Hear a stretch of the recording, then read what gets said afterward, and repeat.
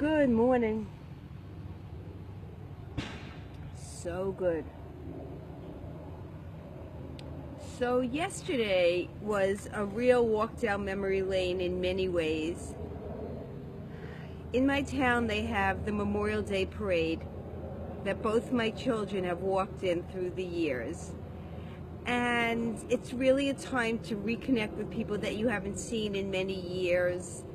And it's a time to really appreciate the veterans and also community that you don't see for a long time.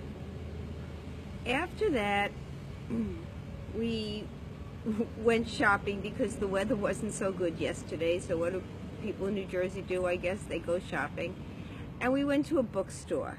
And this is the book I found. I know it's going to be backwards for you, but it says, "Everything I Need to Know About Love I Learned from a Little Golden Book." I think the reason that this is so attracted my attention is because the woman in the picture is looking lovingly in a 50s hairdo with round nails, bright pink, and the guy is looking at her.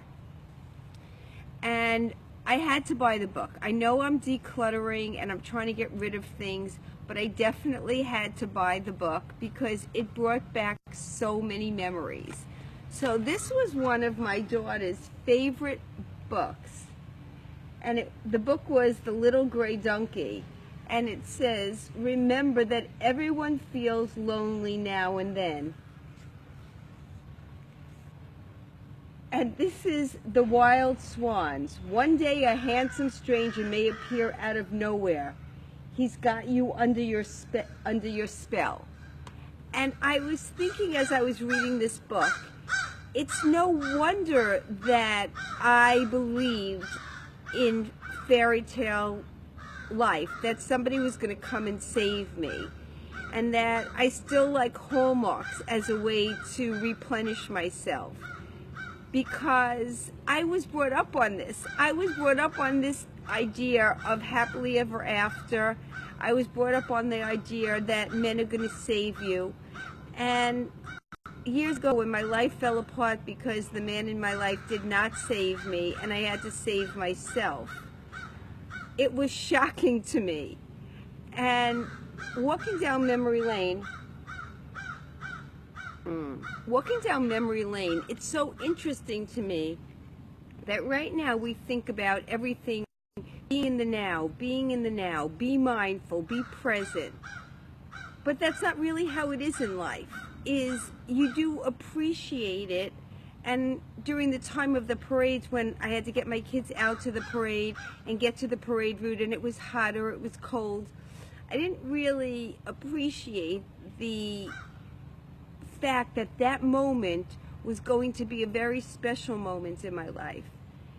And I think as you go back, and I also read a book about children's anxiety when I was in the Golden Book section, and what it talked about is that as a child, if you're like a worried child, like I was, always thinking about all the terrible things that could happen, one of the things that they talk about is teaching your children how to manage their self-talk. And I feel like if I would have learned it at 8 or 9, it wouldn't be such a recurrent problem now at 63 that I still can't manage my self-talk. Being in this section because I was trying to buy a gift of children's book, and realizing that these were the influences, this is what formed my belief systems, because I used to be read golden books, I had golden books, the teachers read us golden books. This is what I believed. And for me now, it's time to look at some memories that I have and realize that it was just the times.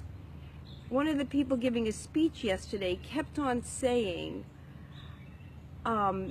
women make great military personnel, but my language is from the time when I was in the military.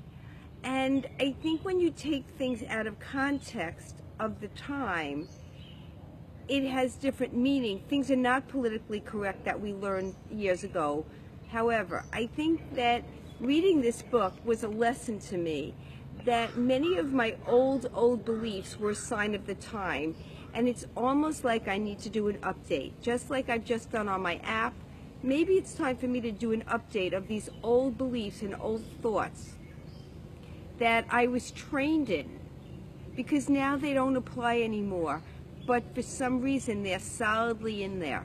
But I do believe in neuroplasticity. I do believe that you can change the way you think. And I think one of the things that I learned is that if your mind is going in a really bad direction, you just say stop. I learned this from Richard Hart. He was a psychologist in New York. And he told us about a story that his office was in Manhattan. And in order to get home, he had to pass 7 pizza places. And he was trying to lose like 5 or 6 pounds. And every day, as soon as he got the smell of the pizza place as he was walking home, he would say, stop, stop, stop, and redirect his thoughts. And he would say he would just be walking down the street, stop, stop, stop, reminding himself to stop thinking along those lines. So my goal for this coffee time, good morning everybody. So good. My goal for this coffee time is the fact that it's really important to manage your thoughts. The idea that what you believed as a child is still true for you needs an update. And maybe instead of saying stop, maybe the new thing should be update, update, update. However you want to convince yourself that these old beliefs that you believed in are really not true. They were a sign of the times. If you were born in the 50s, they believed one thing. If you were born in the 60s, another things. But that set your belief system from a cultural perspective. And see which ones aren't working for you. And update them. So here's to a walk down memory lane, updating old beliefs. Have a really, really great day. And I'll see you tomorrow. So good.